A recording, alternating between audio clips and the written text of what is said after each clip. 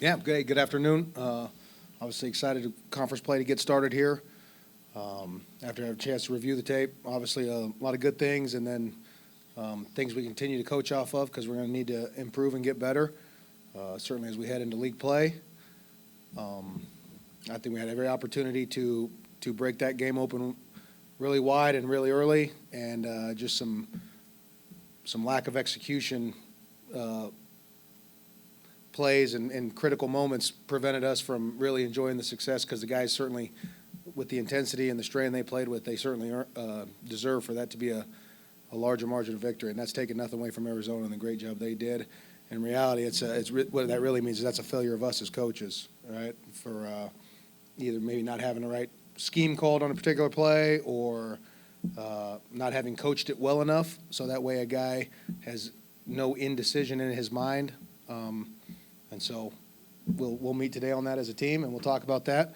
But there's some really good film to coach off of. We improved in a lot of areas from week one, and there's a lot of areas in which we can continue to still improve. And the message simply is all right, if we can improve in those areas that we highlight, we can line up and play versus anybody. Okay, but I could not have been more proud of the effort our guys came out and played with. Their grit and determination, and then we had a heck of an environment too. And my thank you to the fan base. That was a rocking stadium. It was awesome, and we need the same thing this week. Obviously, LSU coming in, defending SEC West champs, and they're as talented as any team in the country. And so we have quite the challenge in front of us, and our guys are excited to get to work.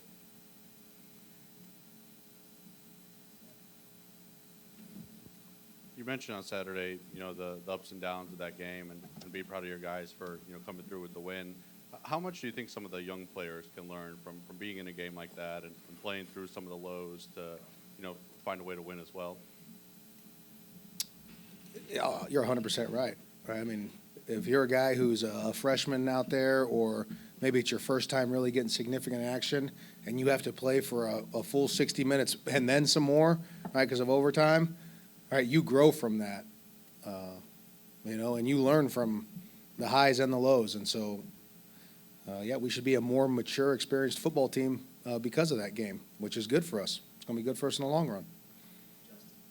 On the flip side of that, Sean Preston's been a guy we talked or asked you about, a couple times through fall camp.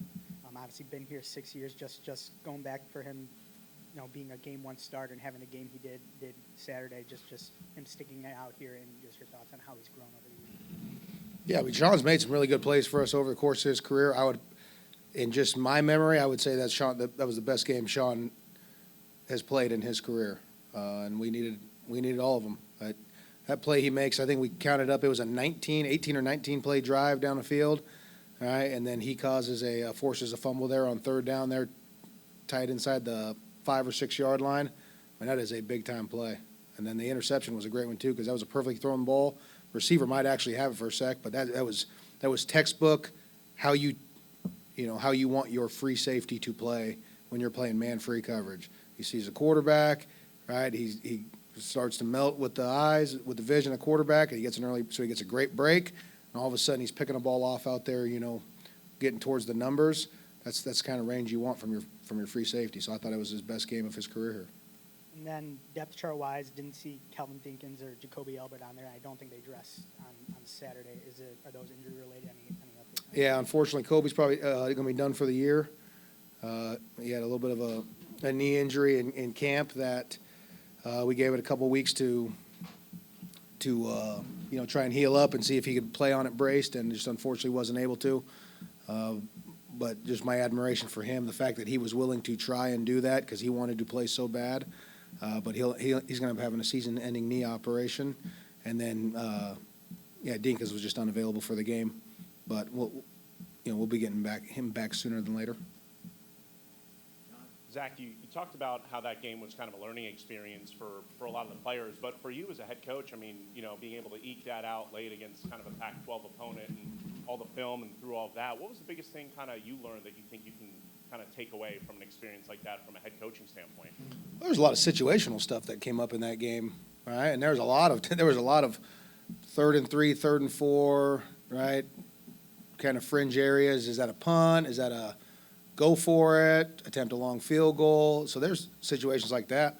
I've decided to go for it twice, once in each game down in, I think I've been 4th and goal at the 4 both times. We haven't got either one. So hindsight being 2020, you can line up and you kick a field goal.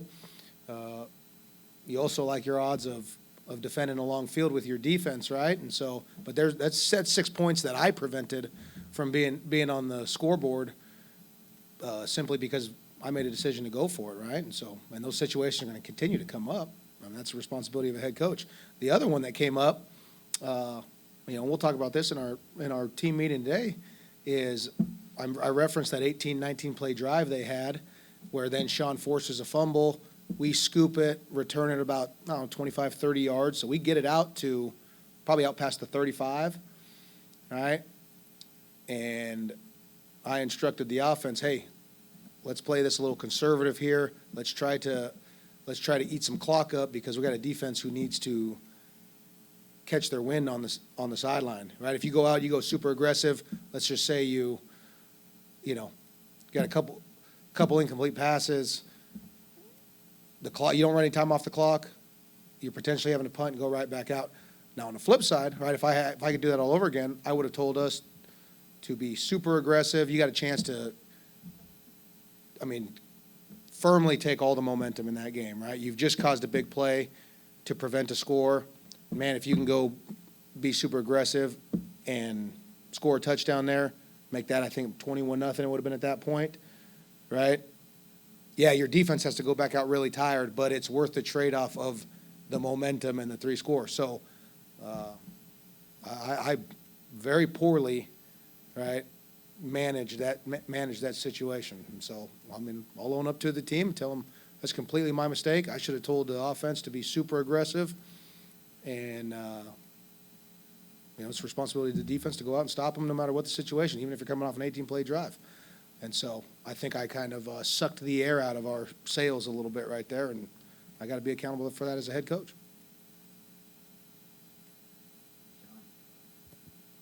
Coming up to, obviously, this Saturday, you mentioned LSU, and just how much that game means to kind of a lot of people around here. What would it mean for, you guys and from a recruiting base, for the brand, for, you and helping put this program even more on the map to kind of get the win on Saturday, get a 3-0 start? What could that do for I leave all that for you guys to write about, right? And for us, it means we're 3-0 and 1-0 in conference.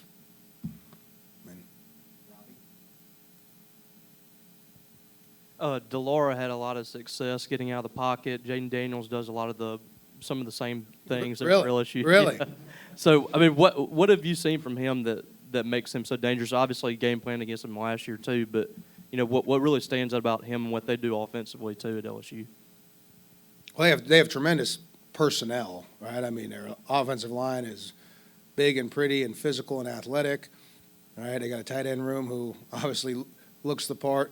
They got tremendous speed and athleticism at all their skill positions. Running backs are hard to tackle because they're big and thick and physical, but also, can break away for a long one. And to top it off, you have a quarterback who is equally adept at throwing it as he is to running it. Last week's game versus Arizona felt very much like last year's game versus LSU. It's modern football, right? That an accomplished passer who also can hurt you just as much with his legs is not fun to defend, right? And so you have to constantly shift the stress around on defense, right? Sometimes that forces you to shift some stress to your back end. Sometimes that forces you to shift the stress up to your front, right? And you're hoping you can manage that throughout the course of a game. I can give you a long dissertation right now about, all the different ways that you can try. You got to keep the quarterback in the pocket, obviously, right? You got to keep the quarterback in the pocket, but yet you still have to generate a pass rush, right? So what is that? There's that fine line between how do you cut guys loose and let them go try to win their one-on-ones, but not let seams emerge within pass rush lanes and scramble lanes. And then obviously, do you want zone eyes behind it? Will you play a little bit more zone coverage so that way you have guys who can come out of coverage and rally to the quarterback and prevent the big, long scrambles? Well, that means you're not as playing tight of coverage, and a good quarterback exposes that. So then you can get into the pattern match, man match coverages, or just straight man-to-man, and, well, now you're playing tighter to routes, and so you can deny more throws, but that means you're chasing guys man-to-man, and if the quarterback breaks the pocket and scrambles, you have nobody. So the scrambles hurt you more in those coverages. You can rush three and have a fourth guy. You pull him out of the rush, but he's really a spy, right? So he can then account for that, and then you can still play your coverages. You don't get as much pass rush, right? And the reality is you have to do all of those. You have to do all of those. It's no different than I was just talking about. You got to be able to do all of them because the offenses are too good, the coordinators are too good, the game plans are too good that you're just going to realistically line up and do just one and think you're going to, defend them all night. So you got to be able to do it all. And we obviously didn't do it well enough. And I can't believe Dolores, I think he's finished like right around 50 yards rushing. I bet you if he had a GPS tracker, he probably ran 250 yards, Arizona's coach was really complimentary of the game day atmosphere this past weekend. And how is important? What do you think of the atmosphere, and maybe how important is it to try to replicate that this week with our early morning kick? I thought it was a great atmosphere. But I mean, that is this atmosphere, right? That's what makes Davis Wade so special. That's what makes Starkville so special. As our fan base, they come out no matter what, and they're fired up and rocking. They got this place rocking. So I have every expectation that it's going to be just as good of an environment come 11 a.m. Saturday, and that makes a difference. That makes a difference. The reason, obviously, he was so complimentary is because he wants to see a similar environment there in Tucson. And so can't thank our fan base enough for what they've done. Even had to break the dreaded white jersey curse, right? Which we didn't even – we're so busy talking about everything else, we didn't even talk about that. You had a whole rant about how much you're going to have to defend with LSU's offense coming in this weekend. So how big is it to have your two linebackers who have played against them multiple times, Jed Johnson and Nathaniel Watson? How big is it to just have them for this weekend who have seen this offense before and others on this defense? How big is it? Yeah, though, I mean, those guys have seen a lot of football, right? And so, there are times where you talk about shift and stress around defensive game plan wise.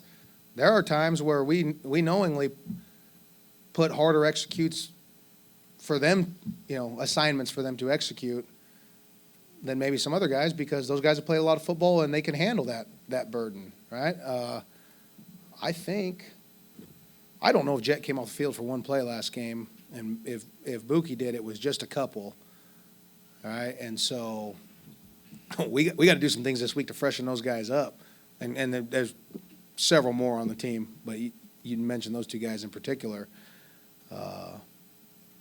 Yeah, it's good to have. I mean, it's good to have guys who have played that much football, and you want to win big games. Your best players got to play well, and so we need them to play well.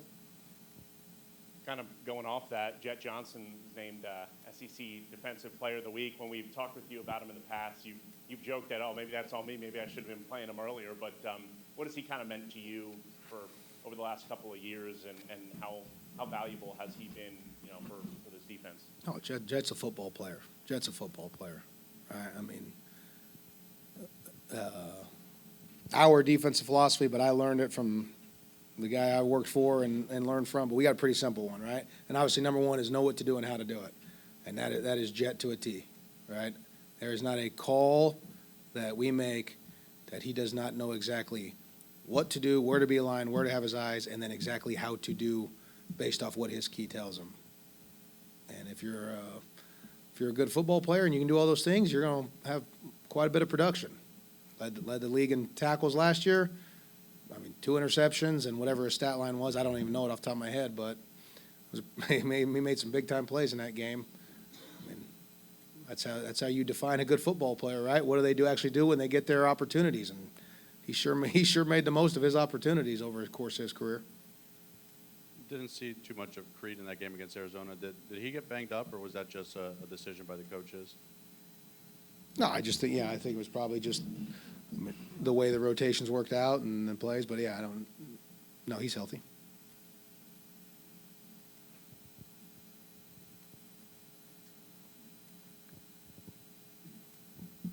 We got to see a lot of Malik Ellis. How much of a revelation has this kid been? He comes in as an offensive lineman, but makes himself at home as a tight end there. Blocking roles, motion roles, all sorts of things he's doing. I think you just described, you just said it. And I'm taking this from another coach. I was fortunate enough, our new AD got us to do a little session with Zach Taylor, the Bengals, right? But we talk a lot about in our building, what is a football player, right? And we got a lot of football players. And what that really means is whatever is in the best interest of the team, whatever is asked of me, I am willing to do whatever it takes for the betterment of the team to get the job done and give us the best chance at victory, right? So here you have Malik, true freshman, right? He is going to be a very good offensive lineman for us. But, right, due to some circumstances that I won't continue to dwell on, right, we have a need for a point of attack tight end who can create some movement in the run game, right? And we're not the first ones, obviously, to do this. You see this all over college football where maybe a third or fourth tackle can play and put an eligible jersey on and play in a tight end position, right? But he's willing to do whatever it takes to help the team win, okay? And in reality, it may not be the best thing for his offensive line development because he's not able to, lift and put on weight, because he's going to need to put on some weight when he makes his transition offensive line. But getting on the field early and being exposed to this level of football is certainly going to benefit him greatly, right? But it could have been easy for him to say, whoa, no. I'm not playing tight end. I was recruited as an offensive lineman, and I got to just eat and get big and be with the non-travel lifts and red shirt so that way come spring practice and, that happens a whole lot of places. Fortunately, we got a lot of football players. Hey, whatever's needed of me, whatever you ask me, whatever. It's fun to coach guys like that. Anything else? Hail State.